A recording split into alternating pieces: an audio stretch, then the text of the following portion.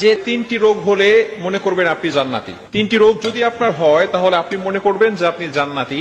কেন অনেক সময় দেখা যাচ্ছে যে আমরা রোগ হলে হতাশ হয়ে যাই, আমরা নিরাশ হয়ে যাই যে আল্লাহ পাক রব্বুল আলামিন শুধু আমাকেই দেখে, এত রোগ আমার, একের পর এক রোগ আসতেছে, একের পর এক অসুস্থতা বেড়েই যাচ্ছে।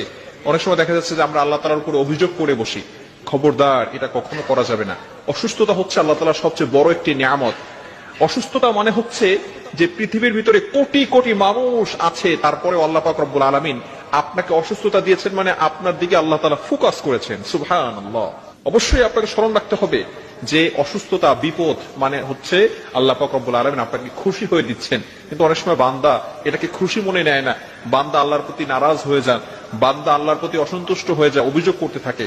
এজন্য তিনটি রোগ যদি আপনার হয়, কনফার্ম আপনি আল্লাহ পাক রব্বুল আলামিন আপনাকে জান্নাত দান করে দিবেন, যদি আপনার ভিতরে ঈমান পরিপূর্ণ থাকে এবং আপনি ঈমানের উপর অটল অবিচল থাকেন। নাম্বার 1, এক নাম্বার হচ্ছে ঠান্ডা জ্বর।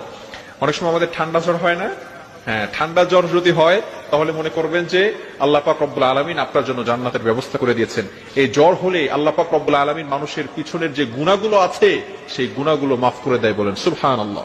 গুফিরা লাহু মা তাকাদ্দামা মিন যামবি, আল্লাহ তাআলা এই জ্বরের মাধ্যমে তার পিছনের সকল গুনাহ খাতাগুলো মাফ করে দেয়, বলেন সুবহানাল্লাহ। এজন্য আমাদের সকলকে স্মরণ রাখতে হবে এবং মনে রাখতে হবে, জ্বর হলে, ঠান্ডা হলে আমরা ঘাবড়ে যাব না।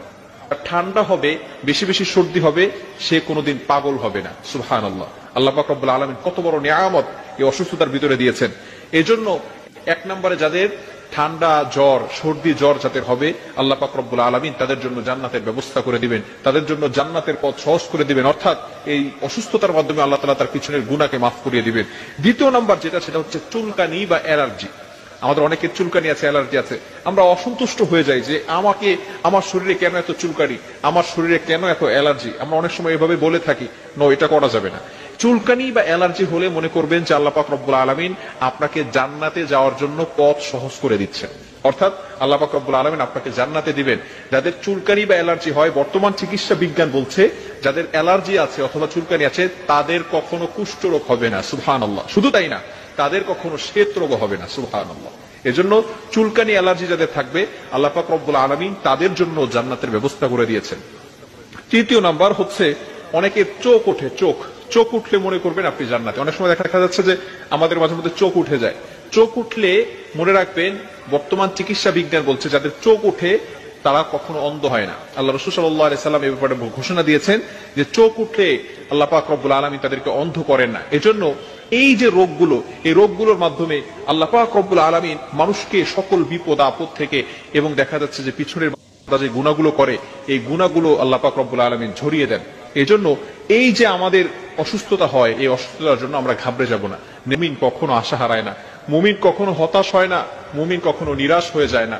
এজন্য আমরা সবসময় আল্লাহ তাআলার উপর ভরসা রাখবো এবং আমরা অসুস্থ হয়ে গেলেই সাথে সাথে ডক্টরের শরণাপন্ন হব না। আমরা দু একদিন ওয়েট করি, আমরা আল্লাহ তাআলার উপর সন্তুষ্ট থাকি।